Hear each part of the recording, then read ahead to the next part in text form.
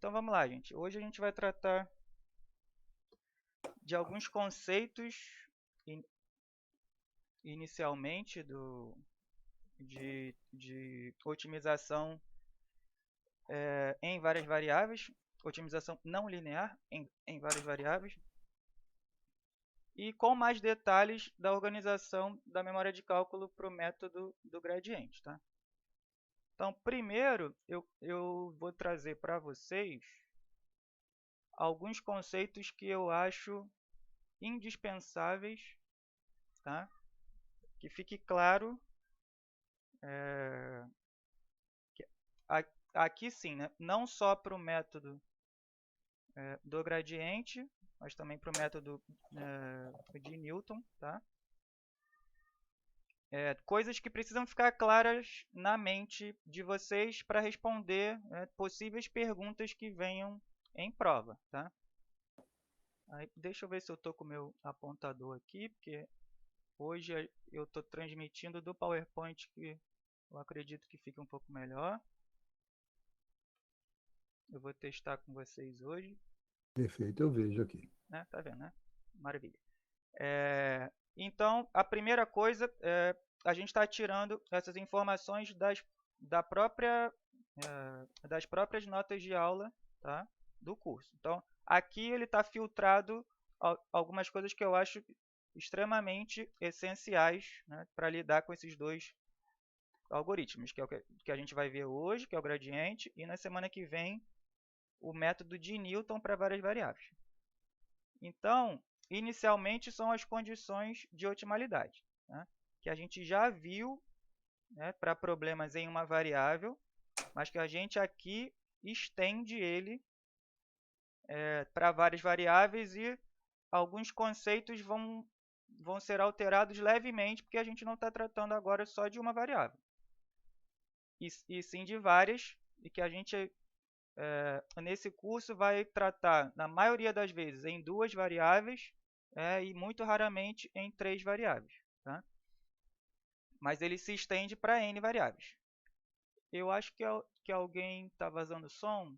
Se vocês puderem mutar o microfone. Acho que foi. Então, o que precisa ficar no sangue, né? Condição necessária e condição suficiente de otimalidade. Então, é saber, né, como que a gente calcula a derivada da função em várias variáveis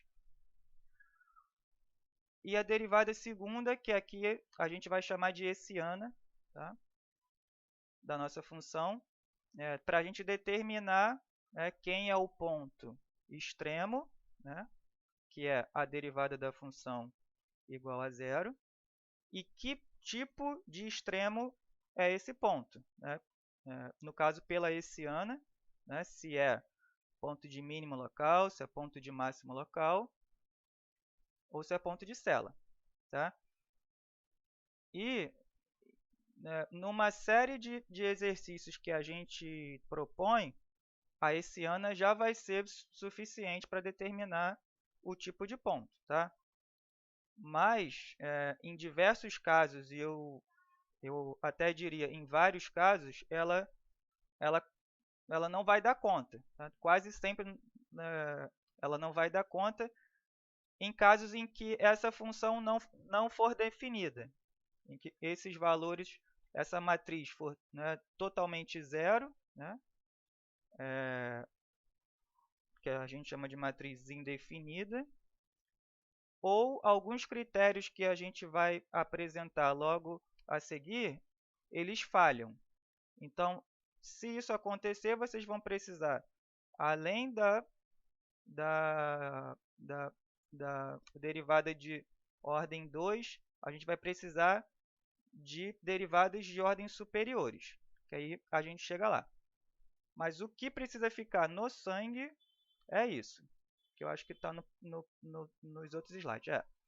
Então, né, saber como que a gente calcula a derivada de primeira ordem, que aqui a gente está chamando de gradiente, né? Antes, em uma variável, a gente chamava assim, derivada de primeira ordem, derivada de segunda ordem. Para várias variáveis, a gente vai chamar de gradiente e de hessiana. Então, saber que o gradiente ele vai ser feito, né, a derivada em relação a cada variável que a gente tem. Então, a derivada parcial da função em x1, em x2, em x3, até xn, e a hessiana de forma análoga, né? É a parcial em x1 duas vezes, a parcial em x1, x2, em x1, x3, em x1, x4, em x1, xn, e assim sucessivamente. Outra notação que aparece que a gente vai usar nos algoritmos é o conceito de norma, tá? E a gente vai usar uma maioria esmagadora a norma euclidiana, tá? Que é quando a gente tem a gente tem duas variáveis aqui. Tá? Pode acontecer da norma ser a norma de ordem 3 aqui. Essa aqui a gente chama de norma do máximo, né? Ou norma maximal, mas a gente não usa essa no curso. A gente define esse formato geral, né? Mas a gente vai usar praticamente sempre a norma euclidiana.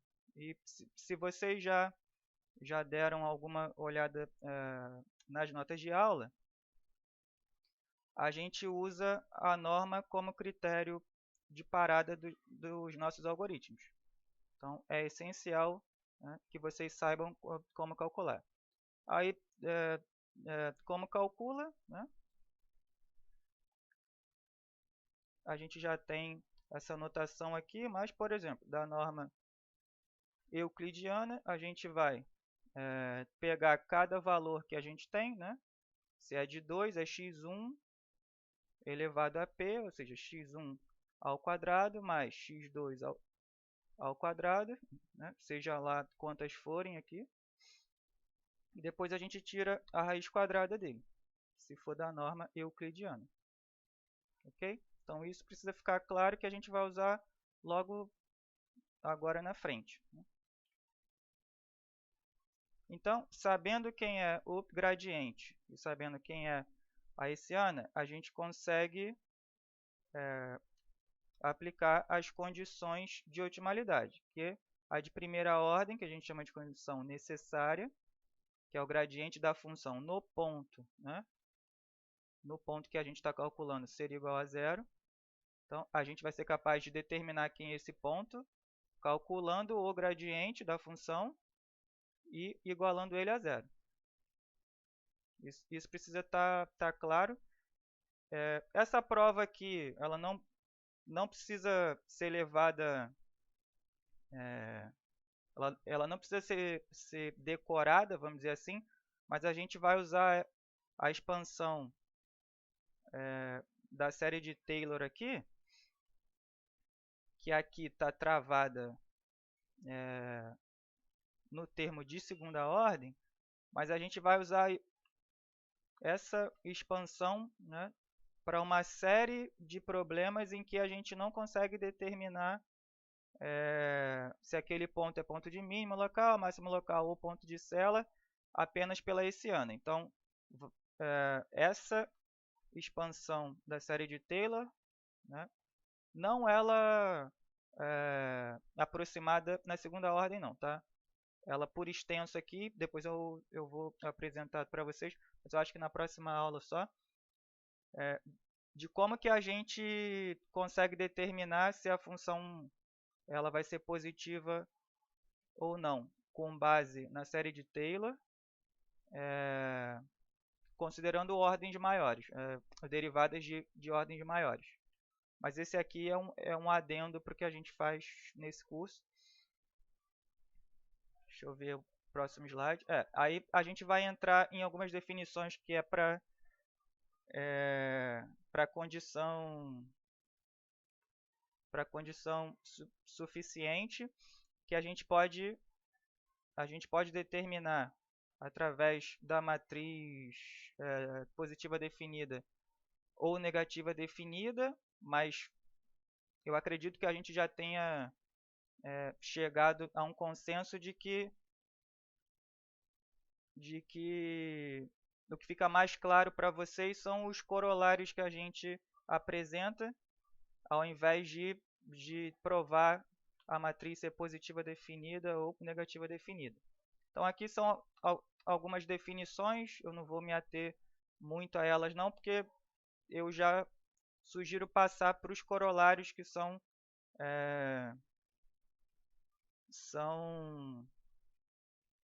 essas definições já aplicadas para aquilo que a gente quer.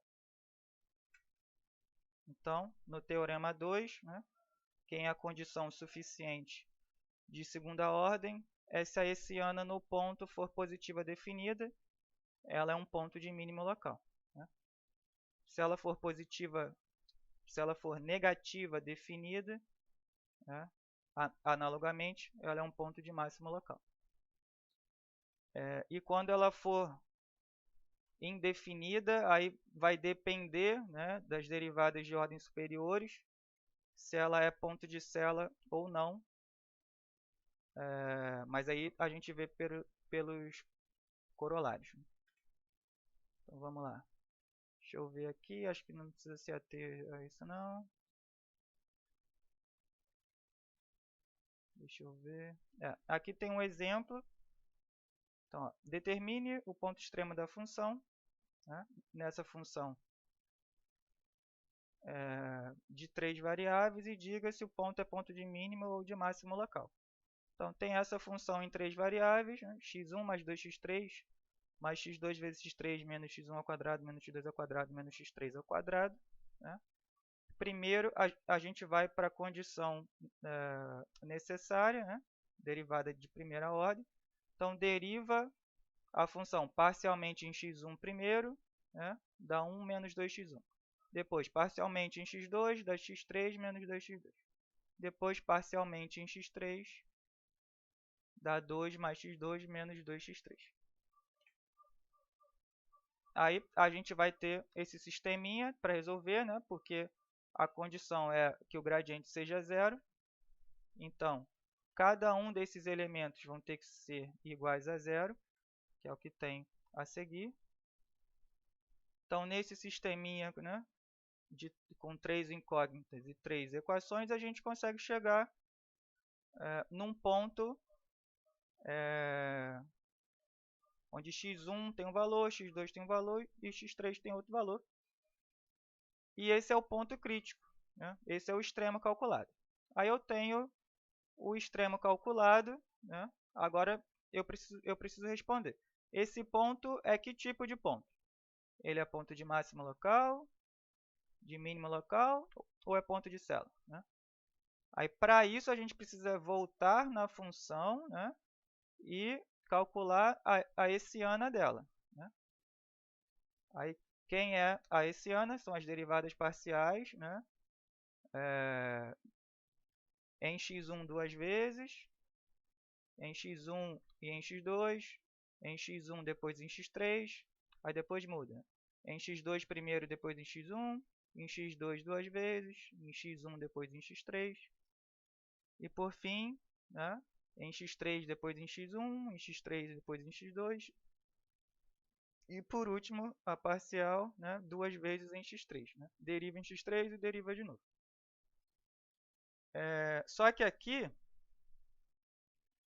o correto seria a gente definir primeiro ela em termos de x1, x2 e x3, para depois colocar o valor dos pontos. Né? Mas eu acredito que aqui, deixa eu pegar um exemplo aqui, ela já esteja porque... Deixa eu ver algumas derivadas aqui. Se eu derivar duas vezes aqui, dá menos 2, maravilha. Se eu derivar depois em x2 e em x3 vai dar 0, então 0, 0 aqui, ótimo. Em x2 depois em x1 dá 0, depois em x2 dá menos 2, depois em x3 dá 1. Então tá certinho, né? Então aqui, mesmo que se a gente deixasse a hessiana em termos de x1, x2 ou x3, as derivadas parciais elas já dão esses valores em absoluto, né? A gente não tem nada multiplicado por x1, x2 ou x3. Então, a hessiana já é essa função. Isso já facilita as coisas. Mas se tivesse, né, por exemplo, se a derivada aqui fosse menos 2 vezes x1, então você teria que substituir o valor de x1 dentro da hessiana para que a gente calcule a hessiana no ponto. Tá? Aqui não foi necessário porque a gente não tem nada em função de x1, x2 ou x3, mas a gente efetivamente passa o ponto extremo dentro da função. Tá? Então, tem esse determinante aqui. Né? Tem essa matriz, perdão. Aí a gente precisa dizer se ela é positiva definida ou se é negativa definida. Aí, aqui, ou nas próprias notas de aula, o professor Romeu vai colocar, né, se ela é positiva definida ou se é negativa definida, mas eu prefiro passar já para os corolários, que a gente faz uma determinação através dos menores principais líderes, que aí a gente vai olhar exclusivamente para as matrizes. Né? Então, como que a gente faz isso? Aqui tem algumas definições do que são os menores principais líderes, mas com exemplo vai ficar bem mais claro. Aqui, ó. Então, quem é o menor principal líder de tamanho 1? Ele é resultante, né? Aí está escrito lá, né? Pela exclusão das últimas n-k linhas e as n-k colunas. Mas dá para decorar de alguma forma. Quem é o menor principal líder de tamanho 1? Ele é sempre o primeiro elemento da hessiana. Então, vai ser menos 2. O menor principal líder de tamanho 1 vai ser sempre o elemento A11 nessa matriz. Né? Se fosse numa matriz 2 por 2, não, aqui é o A111. Né? Se fosse numa 2 por 2, é o primeiro elemento, é o A11. Então, vai ser sempre o primeiro elemento. O menor principal líder de tamanho 1, que é o delta1 aqui. Tá? Então, delta1 vai ser o determinante linha de um único elemento, que é o 2, que é o primeiro elemento da matriz hessiana. Aí, como que a gente calcula as demais? Né? As demais são as outras matrizes que resultam da exclusão dessas linhas, mas vai ser sempre nessa característica. O menor principal líder de tamanho 1 é o primeiro elemento. O menor principal líder de tamanho 2 ele é resultado do determinante da matriz 2 por 2, que é resultante da primeira. Então, é sempre tomando como base o primeiro elemento, aí depois eu vou ter uma matriz que é 2 por 2 dela, e depois 3 por 3 dela, e depois 4 por 4 dela, e depois 5 por 5 dela, e depois 6 por 6. Sempre segue essa lógica, partindo do primeiro elemento. Mas quem é o valor de fato do menor principal líder de tamanho k? É o determinante dessa matriz. Então, precisa calcular o determinante da matriz resultante da exclusão de n-k linhas e colunas. Então, calculou esse determinante dessa matriz 2 por 2, é 2 vezes 2, 4, menos 0 vezes 0, 0 dá 4. Então, o determinante deu 4, o menor principal líder de tamanho 2 é 4. E o menor principal líder de tamanho 3 é o determinante da matriz 3 por 3, que é a própria hessiana. Só que aqui está com o sinal trocado porque ele está querendo determinar se ela é positiva definida. Né? Depois a gente entra nos conceitos. Mas o determinante, aí aqui tem que duplicar as outras colunas aqui, multiplicar cruzado, ida e volta para determinar esse determinante, que aí deu 6. Aí, quais conclusões a gente pode tirar de acordo com os menores principais líderes? Né? Aí sim a gente consegue dizer, através deles, se a matriz é positiva definida ou se é negativa definida. E segue essa regrinha. Então, que são esses corolários, esses precisam ficar claros, tá? Que é o corolário 1. Né? Se a hessiana é continuamente definida numa vizinhança qualquer, né, ao redor do ponto. Né? Breno, boa noite. Desculpa te Oi, boa noite. interromper. É que eu cheguei atrasado, você já tinha começado. Tá gravando? Tá gravando sim. Beleza. Então, corolário 1. Né? Se a hessiana ela é contínua, né, dentro da vizinhança em torno do ponto, né? Se todos os menores principais da hessiana forem positivos, então o ponto que a gente está calculando ele é mínimo local. Aí, isso já facilita as coisas. Ou seja, se daquela matriz todos os menores principais líderes dele forem positivos, a gente pode dizer que aquele ponto é um ponto de mínimo. Agora, corolário 2, que resulta também do teorema 2. Mesma coisa, se a hessiana, né, for continuamente definida numa vizinhança, o sinal do késimo menor principal da hessiana for igual a menos 1 elevado a k para k de 1 até n, então o ponto é ponto de máximo local. Aí o que isso significa? A gente vai olhar para os sinais dos menores principais. E o sinal vai ser de acordo com o tamanho do menor principal. Então, se o menor principal líder de tamanho 1, que é k, né, k igual a 1, para ele ser ponto de máximo, ele precisa ser negativo. Né? Isso é k elevado a 1. Então, o sinal do determinante, né, que é resultante daquela matriz, ou o próprio menor principal líder. Se o sinal dele for negativo, né, para o menor principal líder de tamanho 1, ele está batendo nessa regrinha, talvez seja máximo local. Aí a gente olha para o próximo, né, porque depende de quantos menores principais tem. Que no nosso exemplo tem 3. Então, o de tamanho 2 é k igual a 2. Então, menos 1 elevado a 2 ao quadrado, aí troca o sinal, tem que ser positivo, então. Então, o menor principal líder de tamanho 2 tem que ser positivo para que ele seja máximo local. E o de 3 negativo, e o de 4 positivo, e o de 5 negativo, e o de 6 positivo, e assim sucessivamente. Tá? Então, se bateu em alguma dessas regras aqui, né, ele vai ser ou ponto de mínimo local ou de máximo local.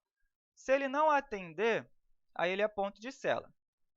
Isso aqui ele dá uma resumida, que aqui seria, por exemplo, se for todo mundo positivo, ele é mínimo local, né?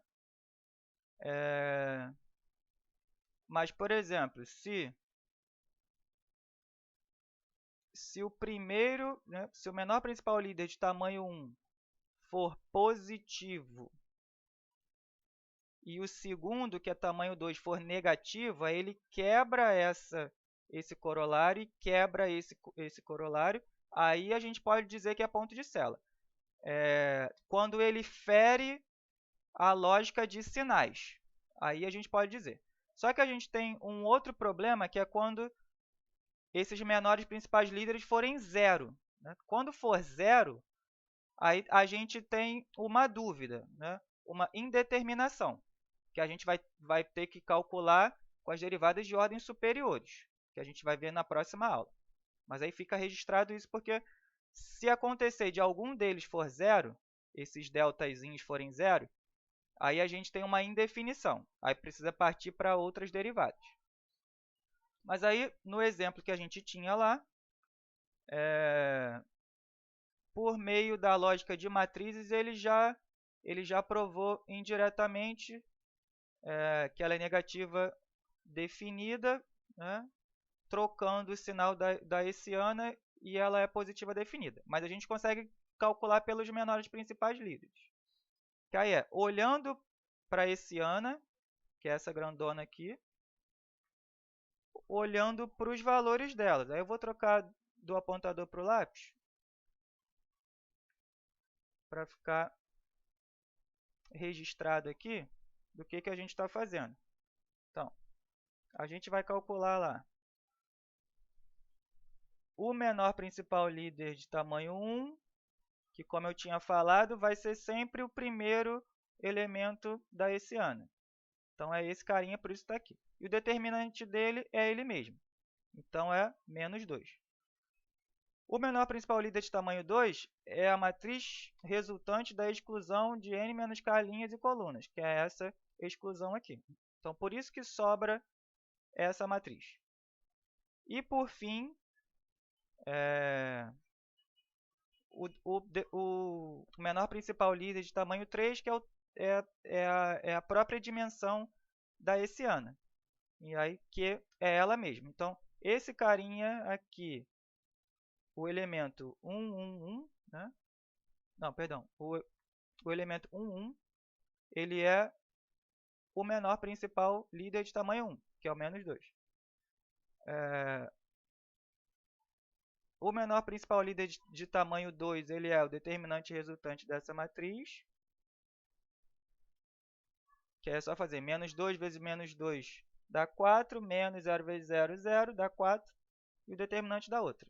Aí deixa eu apagar essa partezinha para não misturar as coisas.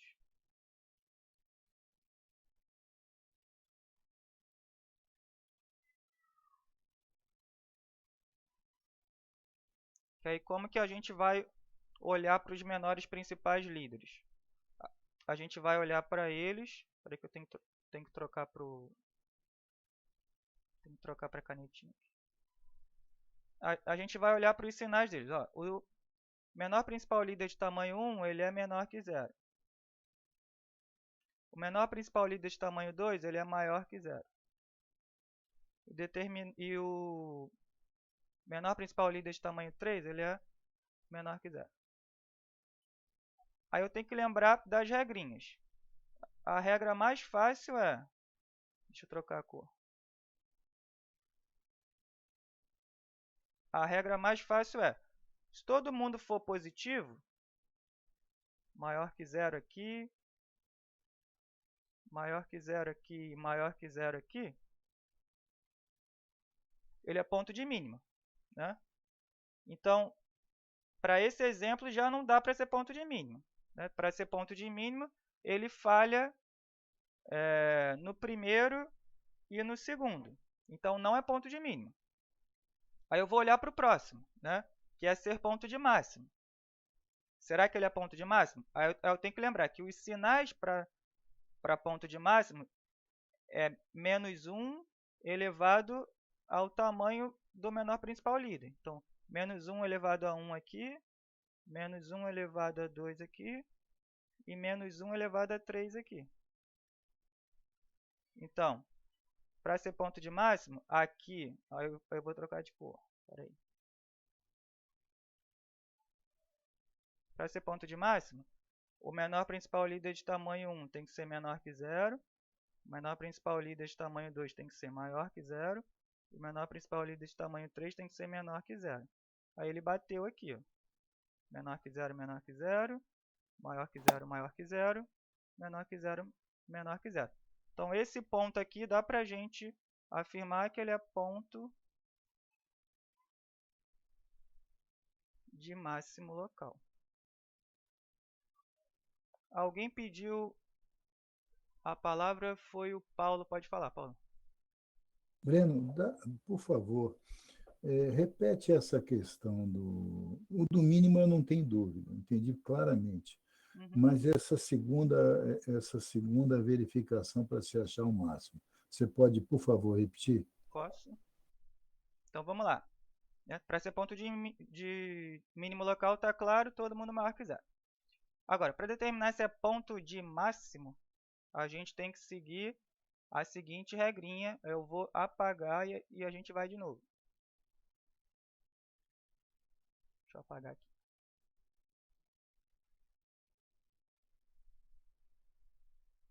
Vamos lá. Vou pegar a canetinha de novo.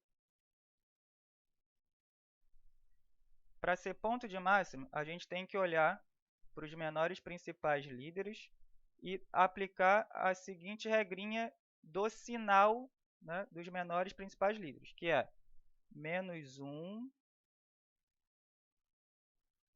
elevado à posição do menor principal líder. Então, deixa eu colocar do lado aqui, é menos 1 elevado a k. Menos 1 elevado a k. Então, quem é k no menor principal líder de tamanho 1? É 1. Né? Ih, peraí que saiu. É 1. Nossa senhora. Peraí. É 1. Nossa. Hoje está difícil. É 1. E esse 1 vem daqui. Quem é o sinal do menor principal líder de tamanho 2?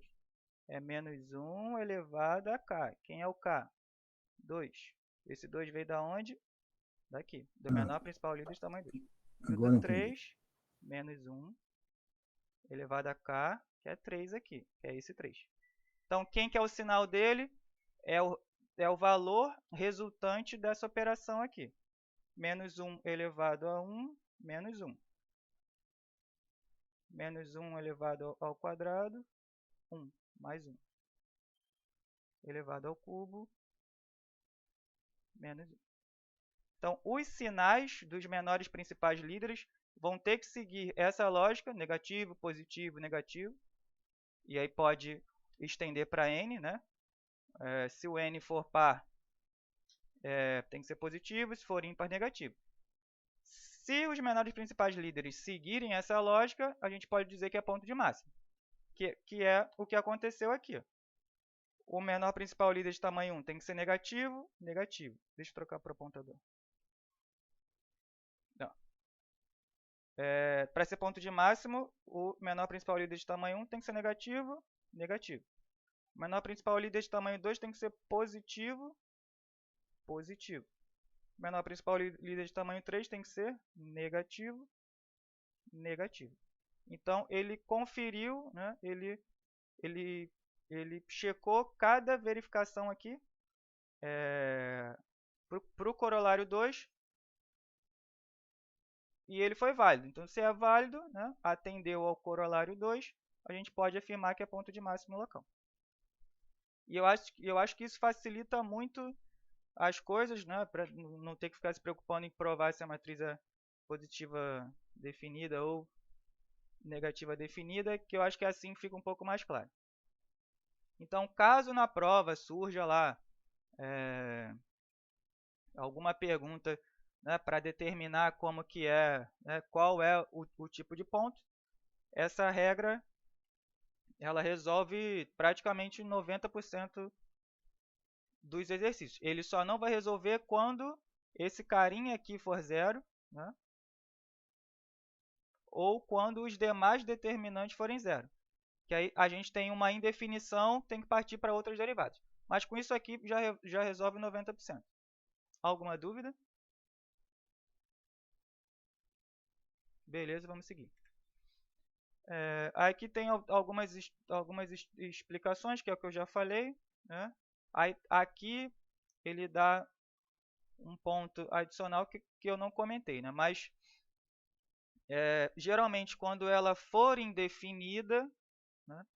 Que é o que eu não falei, se o determinante lá for zero, né? Se os menores principais líderes forem zeros ou algum deles for zero, a gente chama de indefinida. Né? É uma indefinição sobre qual tipo de ponto que é. Aí a gente tem que partir para as derivadas de ordem superior. Mas geralmente ele é ponto de Celan. Geralmente. Tá? E na próxima aula eu já vou trazer um exemplo pelo método de Newton, que a gente tem uma indefinição, mas o ponto não é ponto de Celan. Tá? Para a gente ver essa propriedade. Tá? Mas geralmente ela é ponto de Celan. nos casos não conclusivos, a condição de suficiência no Teorema 2 requer consideração de termos de ordem superior na expansão da série de Taylor, que é o que eu estava comentando. Aí a gente vai ter que partir, né, para a expansão da série de Taylor e avaliar o comportamento da função que resulta na expansão para derivadas de ordens superiores, que a gente vai ver depois. Aí, o tal do método que a gente vai olhar hoje, né, que aqui a gente está chamando de método da descida, mas é, né, amplamente conhecido como gradiente. Aí a gente pode dizer se é gradiente de descida ou de subida, em que a gente vai avaliar a partir de um ponto, né, a direção, né, do gradiente, e a gente vai, numa operação de zigue-zague, tangenciando alguns vales ou... Ai, meu Deus, me fugiu a palavra. Em que a gente vai avaliar Pico, não. topos e fundos, picos e vales, até que a gente chegue num ponto de ótimo local. Tá? Aí como que a gente faz isso? A gente vai olhar para a função, né, vai determinar o gradiente dela, e o que vai mudar aqui é que em cada iteração a gente vai olhar para a próxima como um ajuste no passo que a gente está dando. Esse passo ele é uma distância em relação ao ponto em que eu estou. Aí eu vou pular alguns slides, que na verdade eu queria que isso tivesse antes, mas eu acabei colocando depois. Que é esse gifzinho aqui, em que ele torna o mais intuitivo possível o que a gente está fazendo. Vocês estão conseguindo ver ele descendo aqui? Então, aqui... Sim. Né? Então, os pontos de partida são as soluções iniciais que a gente tem. Então, num dado ponto, e aqui a gente está olhando para a descida, tá? A gente quer avaliar um problema de minimização.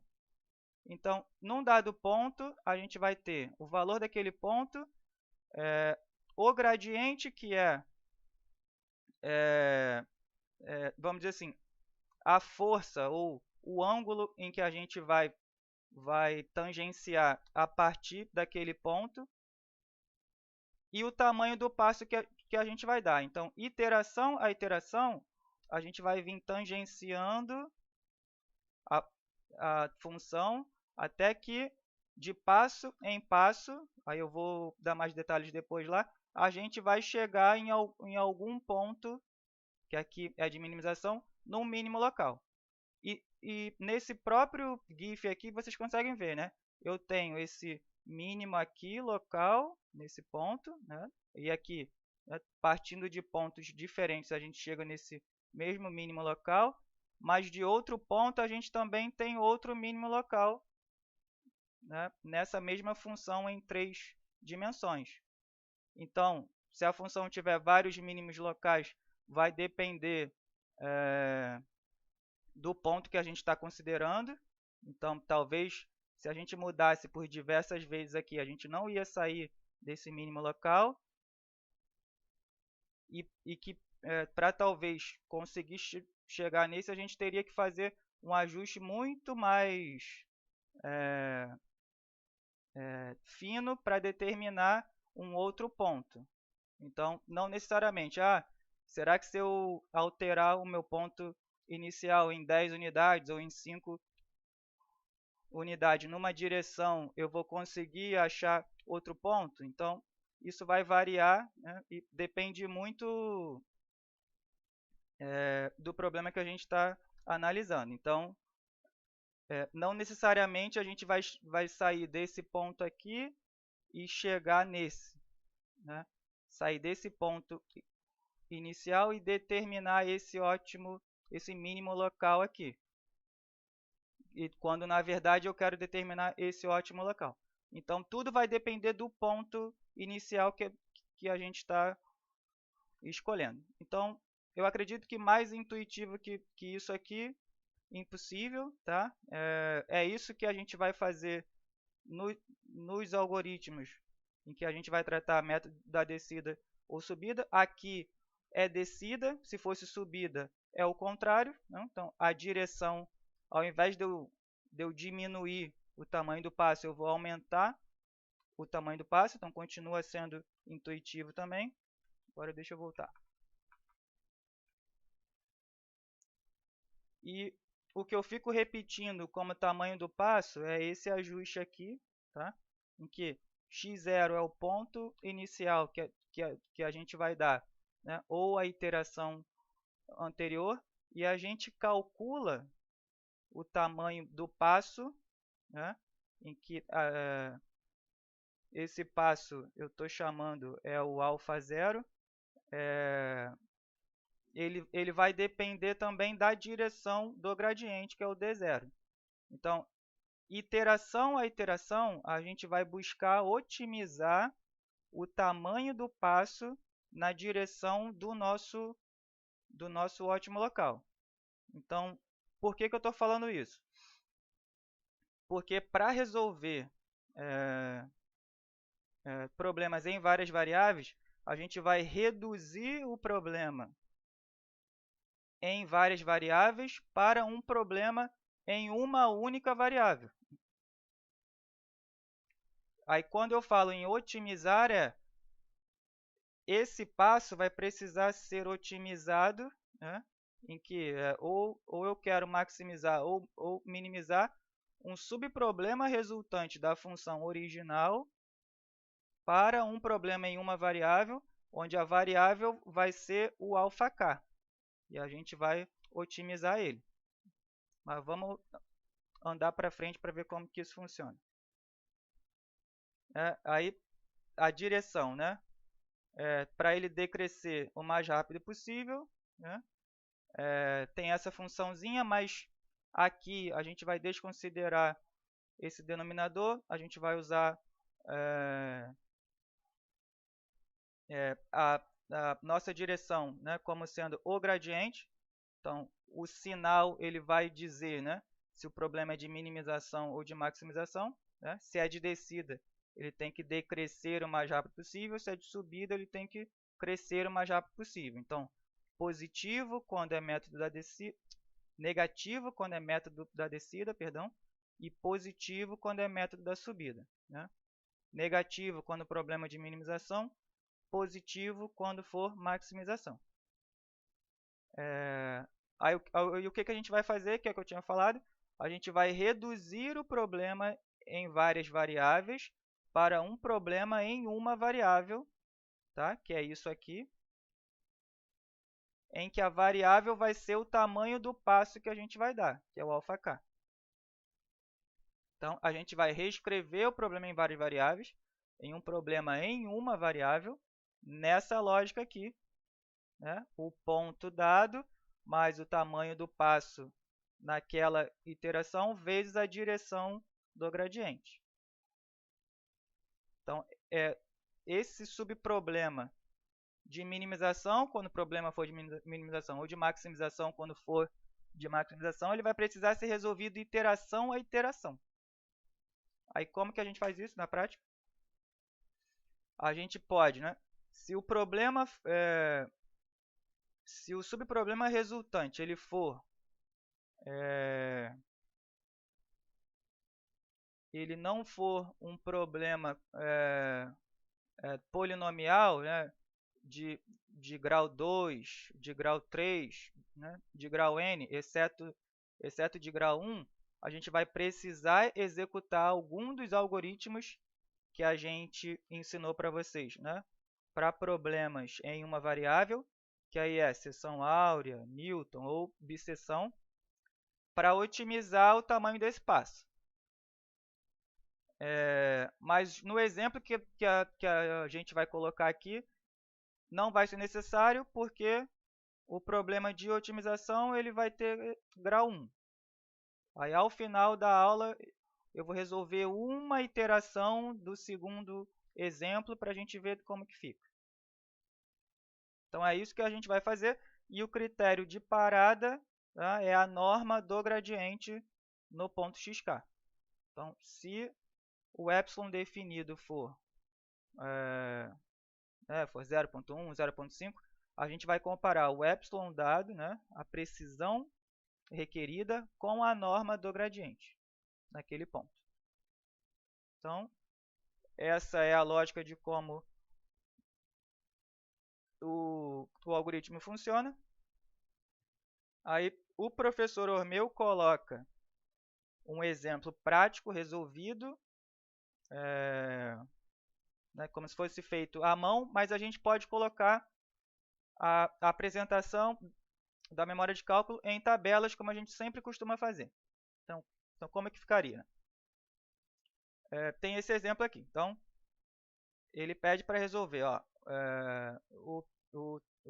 o problema abaixo de maximização pelo método da descida, tomando como ponto inicial o ponto 1,1 com precisão de 0,1. Se o problema é de maximização, eu tenho que lembrar que aí não é mais o método da descida, tem que ser o método de subida. De subida, eu preciso trocar o sinal da direção de otimização, que não é mais negativo, passa a ser positivo, que é igual está aqui, né? Positivo. Por isso que ele está positivo aqui, porque ele tomou como base o problema que ele ia resolver, mas quando for maximização, positivo, quando for minimização, negativo.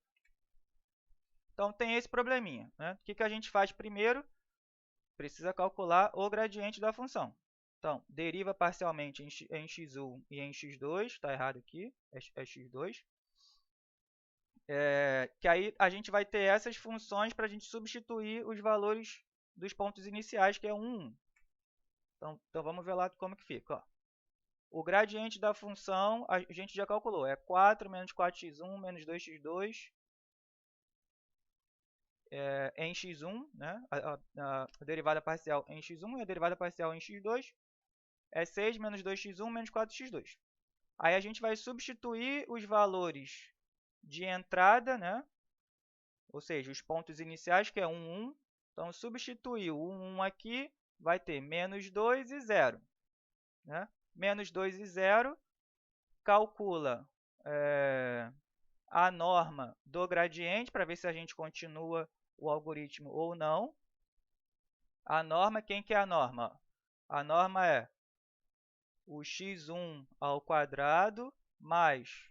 Deixa eu colocar aqui, para não ficar só falando aí. É isso que eu ia te pedir, porque eu já não lembrava disso aí. Uhum. Ué, eu troquei aqui a caneta. Então, quem que é a norma? Vamos lá. Quem que é a norma desse carinha? É menos 2. Deixa eu colocar aqui. Norma do gradiente da f de xk. Quem é? É menos 2 ao quadrado mais 0 ao quadrado, tira a raiz quadrada. Então, quem que é isso? Esse carinha é 0, 0, menos 2 ao quadrado, 4, raiz de 4, 2. Por isso que aqui é 2. Aí a gente continua. Se eu já sei, né, quem é o meu ponto, deixa eu colocar o apontador. Se eu já sei quem é o meu ponto inicial, sei qual é a minha direção. E aqui está positivo porque o problema é de maximização. Se fosse minimização, tinha que trocar esses sinais aqui. Mas o problema é de maximização. Então, sei qual é a minha direção, né? A norma do meu gradiente está dentro da precisão que está superior à precisão que eu requeri, que é 0,1. Então, eu vou atualizar o meu ponto, né, otimizando o tamanho do passo, que é isso aqui que a gente está fazendo. Então, quem é o próximo ponto? O próximo ponto é o ponto anterior, que é o 1, mais o tamanho do passo que eu vou dar, que a gente está chamando de alfa zero aqui. E esse alfa ele vai ter que ser calculado a iteração, vezes a direção do gradiente, que aqui é menos 2, 0. Então, o que a gente faz com isso? A gente vai pegar o que a gente tem em duas dimensões e vai conseguir reduzir para uma só. Aí, como que a gente faz isso? Ó? A gente vai trocar lá, na função original, os valores que a gente está obtendo dessa atualização do passo. Então, quem vai ser o meu x1 e o meu x2, né, de tamanho do passo atualizado dentro da função em várias variáveis. Aí eu vou analisar esse somatório aqui, tanto em x1 quanto em x2, e eu vou saber quem é x1 e quem é x2. Né? O que eu estou dizendo com isso? Vamos lá. É somar todo mundo que é x1 nesse somatório e todo mundo que é x2. Quem é x1 aqui? Deixa eu colocar a canetinha. Quem é x1 na atualização do passo? x1 é 1 aqui e menos 2 vezes alfa, 0. Esse é x1. Então, esse é o primeiro lado. Aqui é x1. Né? Então, o que eu estou fazendo aqui? Eu tenho que somar x0 com alfa 0 d0. Então, é 1 mais alfa 0 vezes menos 2. Por isso que aqui, né, na posição do x1, a gente tem 1 menos 2 alfa 0. E na posição do x2, eu vou trocar a cor. Na posição do x2 é esse 1 aqui, mais alfa 0 vezes 0. Então, é 1 mais 0, 1. Então, aqui o 1 está representando a posição do x2. Em seguida, a gente substitui a atualização do passo na f de x em várias variáveis. Que aí, com isso, a gente vai conseguir visualizar na função em várias variáveis como que a redução para uma variável vai resultar. Então, é simplesmente pegar a f que a gente tinha, ó, f de x1, x2. Peraí. Não está muito amigável hoje. F de x1, x2, a gente vai substituir os valores que a gente tinha lá. E quem é a f? É essa aqui. 4x1 mais 6x2, menos 2x1 ao quadrado, menos 2x1, x2, menos 2x2 ao quadrado. Então, tem que substituir isso lá. Que aí, aqui já está reescrito. Então, vamos colocar aqui, né, para ver se a gente consegue chegar nessa funçãozinha. Quem é ela? Vamos lá. 4x1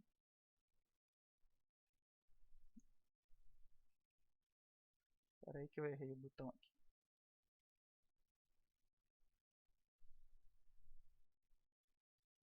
Quatro x1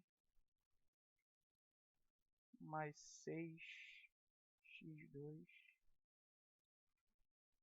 menos 2x1 ao quadrado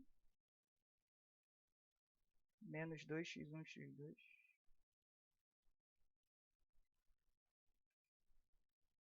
menos 2x2 ao quadrado. Então, esses valores a gente vai substituir na f. Essa aqui é a f de x1, x2.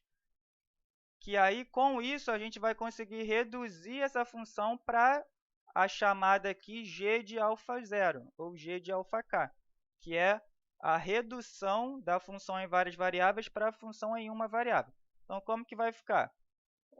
Aonde a gente tem x1, a gente vai substituir por 1 menos 2 alfa 0.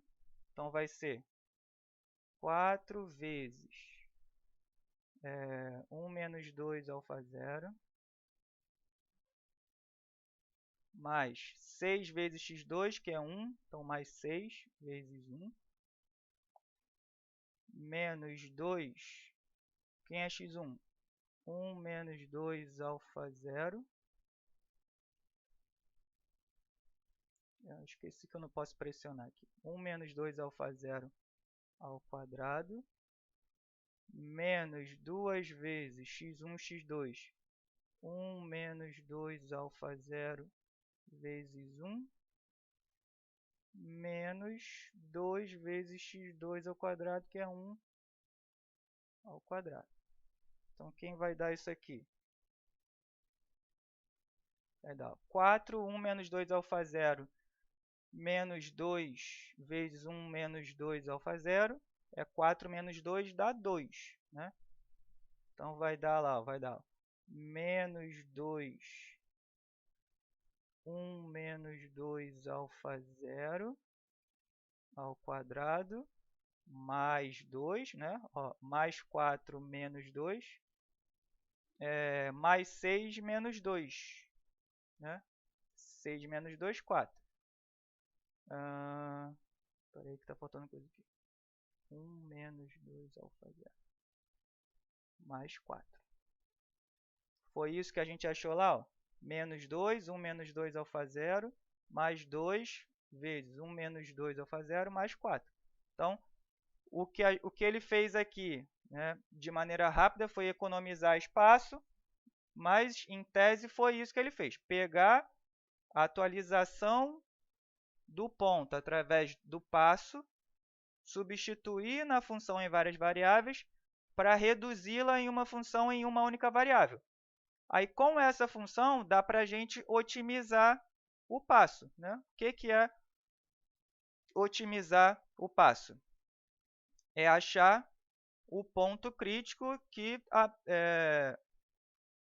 minimiza, ou maximiza essa função, que é simplesmente derivar e igualar a zero, que é o que a gente faz durante o curso inteiro, né? Então, eu já tenho a função em uma variável, que é o que eu precisava, né, para determinar o tamanho do passo. Para determinar o tamanho do passo, eu derivo a função em relação ao passo, que é o alfa 0, derivo a função e igualo a zero. Com essa carinha aqui, fica mais fácil de derivar, a gente nem precisa redistribuir nada aqui, né? Porque as derivadas aqui são fáceis. Então, a derivada do primeiro termo, né? O expoente cai, eu esqueço que eu não posso clicar forte. O expoente cai, então, menos 2 vezes 2, menos 4. Tiro 1 do expoente, vai ficar 1 menos 2 alfa. Mas eu também preciso derivar a parte interna da função. Então, em 1 dá 0, menos 2 alfa 0 em alfa 0, é a derivada do expoente 1. Cai o 1, 1 menos 1, 0. Então, o expoente aqui, né, vai zerar, vai cancelar o alfa 0. E o menos 2 multiplica lá na frente. Então, é menos 2 daqui, vezes o menos 2 daqui, vezes o 2 daqui. Então, menos 2 vezes menos 2, 4, vezes 2, 8. Olha o 8 aqui. Olha o 8 aqui. Vezes a função com o expoente menos 1. Então, 1 menos 2 alfa 0. Aí derivo o outro termo. O outro termo, né, o expoente é 1.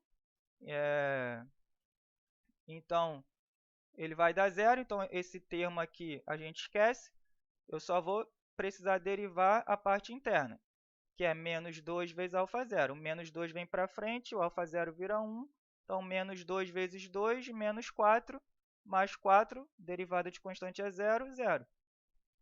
Então, menos 4 mais 0, igual a 0. Aqui, né, a gente tem uma função de grau 1, então é só achar o valor de alfa 0, e a gente não precisa passar por nenhum método de aproximação, de otimização em uma variável, porque aqui ele já está dado direto. Então, calculando aqui, o alfa 0 vai ser 1/4. Aí a gente substitui lá 1/4 onde a gente precisava. Está aqui, 0,25. e a gente pode atualizar o próximo ponto de acordo com o passo otimizado que a gente deu, que é, quem é o x1? É x0, que é o ponto original, 1, mais o tamanho do passo otimizado, que é 1/4, vezes o d0, que é menos 2 e 0. Então, é só somar. Então, é somar o 1 mais 1/4 vezes menos 2. Né? Deixa eu colocar aqui. Eu esqueço que eu vou falando e tem que botar mais explícito. Vamos lá. Quem é o x1? Né? Que é o próximo ponto. O próximo ponto ele é o ponto original, que é 1, mais o tamanho do passo agora que eu sei, que é 1/4, vezes a direção de otimização, que é o dk lá, que é menos 2, 0. Então, quem que é o próximo ponto? O próximo ponto é, na posição x1, ele é 1 menos 1/4 vezes 2. Na posição x2 é 1 mais 0. Então, quem que é o próximo ponto? Ele é, aqui dá 2, 1 menos meio, meio. Na posição x1. E na posição x2, 1 mais 0, 1. Que é isso aqui. Então, isso a gente vai fazer iteração a iteração repetidamente. Tá? Sempre lembrando de otimizar o passo. Aí eu vou, né, acelerar a partir de agora, que é um movimento repetitivo. Né? É só fazer esse procedimento quantas vezes forem necessários dentro da precisão que for requerida. Então, vamos lá. Deixa eu trocar para o apontador, que eu vou só narrando. Então, a nossa próxima iteração vai ser otimizar o passo para o próximo ponto, dado que o ponto é meio e 1. Então, calcula de novo a direção, calcula a norma para ver se está dentro da precisão que a gente requeriu e atualiza o passo. Aqui vocês vão ver que o tamanho do passo otimizado é o mesmo, mas nem sempre é, tá? Atentem-se a isso. Não vai ser necessariamente o mesmo passo, tá? Para cada iteração. Então, repetindo esse procedimento dentro da precisão, vamos lá, né? Faz tudo de novo. Aí, o outro ponto era meio e... cadê? Aqui. Era meio e 5/4. Né? Aí eu vou para a próxima iteração. O próximo ponto é meio e 5/4. Aí calculo a direção com base no ponto, o critério de parada, a otimização do passo, determino quem é o próximo ponto, que agora é 0,375 e 1,25. Quem que é a próxima iteração? A gente pega esse ponto e serve como direção para a próxima iteração e a gente otimizar o passo na direção do gradiente. Então, 0,375 e 1,25, 0,25 e assim sucessivamente. Vou só acelerar um pouquinho, que aí na sexta iteração, que é a iteração 5, a gente tem o ponto 0,34375 e 1,3125, com gradiente 0 e 625. Aí no 0,625 a gente está... não é 0,625, é 0,0625. Aqui eu digitei errado, tá, gente? Que é 0. Peraí. A Priscila pediu a palavra, eu já vou passar, vou só corrigir aqui rapidinho. Pode falar, Priscila. Breno, essa questão é passível de cair na P2? Sim. Geralmente acontece de cair questão assim? Geralmente cai, sim. geralmente cai Tô vendo aqui. um algoritmo.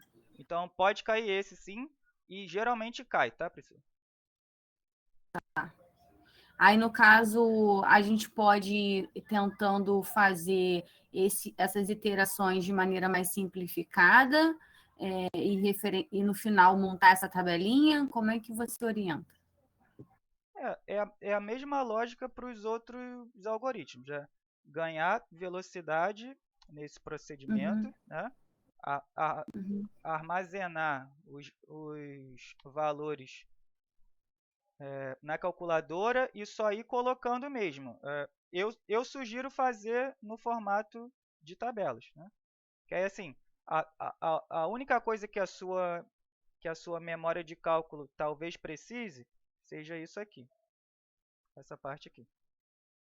Porque aí não tem como fazer esse procedimento de otimização na calculadora, né? Então, talvez só precise disso aqui para você calcular o tamanho do seu passo. Aí calculou, é Uhum. só colocar aqui. Alfa K é tanto. Entendeu? Tá certinho? Beleza. Então, aí é isso. Ele está dentro da precisão que a gente requeriu, que era 0.1, né? Ele está abaixo dessa precisão, então a gente pode parar o algoritmo e a aproximação do ponto é essa, né? E nas próprias notas de aula ele coloca aqui, ó, que é o 0,34375 e 1.3125, e a solução ótima, se a gente fosse calcular, né, de maneira analítica, né, com a derivada de primeira ordem, igual a zero, seria 1/3 e 4/3, e com a derivada de segunda ordem, para dizer que é ponto de máxima, a gente está bem perto, né, do 1/3, né, que é 0.33, né, 3333, e o 4/3, que seria 4 vezes isso, 12, tá, então 1.222, era isso? Cadê a calculadora? Eu estou sem calculadora. É 1.33333. Deixa eu voltar para a apresentação. Então, é 0.33, né? Aqui a gente achou 34. E o outro seria 1.333. Então, está bem próximo, né? A gente colocou 0.1 de erro. E, né, com a solução analítica aqui, a gente tem certeza de que o ponto que a gente achou é uma aproximação válida, né? Então, se eu colocasse, por exemplo, um epsilon maior aqui, 0.001, ele ia cada vez mais se aproximar do valor real. Mas isso é questão de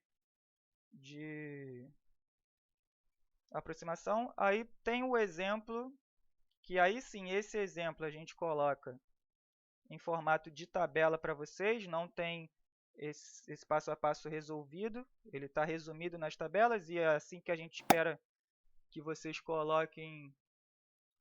Ué, tá sem.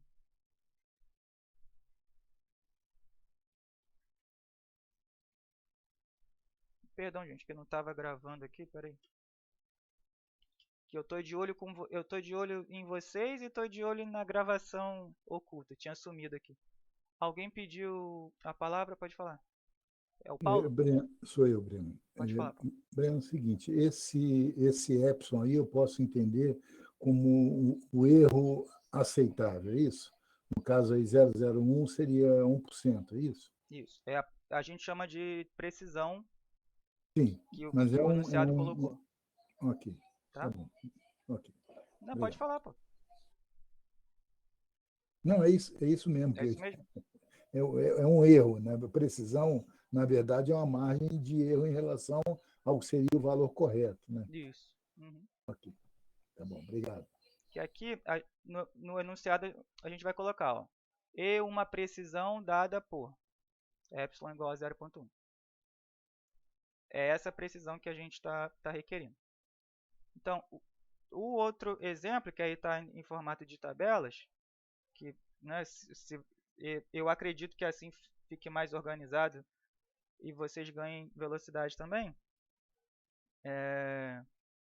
Esse é o formato ideal e o esforço adicional de vocês vai ser calcular esse αk aqui. Eu não vou me estender muito mais, porque a gente tem o tempo das dúvidas ainda. Então, aqui vocês, né, já podem reparar que deu algo muito diferente. E para esse exemplo, eu sugiro que vocês tentem que calculando à mão, né, como essa função ela é uma função em x à quarta, tá vendo? É de grau 4. A atualização do passo, né, é a derivada, então ela vai cair o grau em 1. E a função a se otimizar, ela vai ser de grau 3. Então, sendo de grau 3, não vai ter como vocês calcularem na mão, né, como a gente fez aqui. Cadê? Como a gente fez aqui. Não vai dar para calcular. Tá? Então, quando isso acontecer, isso acontece muito em problemas reais, né? Vocês vão precisar de algum dos métodos que a gente calculou, que a gente ensinou para calcular otimização de problemas irrestritos em uma variável, né? Que aí vocês vão atualizar esse passo aqui de acordo com o método de Newton para uma variável, método da seção áurea ou método da bisseção. Tá? Da bisseção a gente não ensina, mas também pode ser feito. Então, ocorreu isso, né? É uma função de grau maior que 1, aí tem que resolver por um método de otimização para uma variável. Geralmente na prova não vai acontecer isso. Ou se acontecer, vão ser poucas iterações. Né? Então, por exemplo, seria o equivalente a cobrar uma iteração do método do gradiente e em torno de 4 a 5 iterações do método de Newton. Né? Então, assim, problemas que vão requerer a otimização do passo por outros métodos, aí já é algo mais complicado. Que aí, se acontecer, vai ser uma tarefa combinada, que aí vai solicitar, né, saber a iteração do método do gradiente e, em seguida, aí ele pode colocar lá, ó, para a solução do problema unidimensional, utilize o método tal, que pode ser Newton ou seção áurea. Então, por exemplo, utilize o método de Newton com ponto inicial tanto e precisão tanto. Que aí vocês vão aproximar o tamanho do passo ótimo pelo método de Newton para poder colocar aqui na tabelinha e dizer quem é o próximo ponto. Só que aí, né, geralmente o método de Newton dá 4 a 5 iterações para convergir, se a precisão for pequena. Então, seriam 4 a 5 iterações e ele costuma cobrar 6 ou 7 iterações no máximo para esses problemas. Então, se, por exemplo, surgisse isso, ele só poderia cobrar uma iteração do método do gradiente e uma execução completa do método de Newton ou da seção áurea. Então, esse é o tipo de desafio que possa ocorrer. Tá certo? E esse problema aqui a gente vai resolver na próxima aula pelo método de Newton, né, para várias variáveis. Aí a gente conversa melhor e fica para o próximo vídeo. Ok? Alguma dúvida? A gente pode fechar a gravação. Alguma consideração? Paulo, Priscila? Davi. Não, Não, esse aí tem que ralar, É, refazer tudo, olhar. uhum. Verdade. Davi botou aqui não. Ok. Tem o Abner agora, Só que que no botou aqui, eu nosso, não tinha. no nosso material tá um pouquinho diferente, né? As páginas, né? Tá, é que eu tinha falado mais cedo que eu fiz um resumão, né? Só que eu achava essencial que vocês. Isso tem que saber de cor. Entendi. Esses slides dessa aula aqui, tá? Ah, tá ótimo. É porque eu cheguei um pouquinho atrasada hoje. Mas depois eu vou ver do início. Obrigada. Maravilha. Então, vou fechar Ok. essa gravação. Deixa eu interromper lá.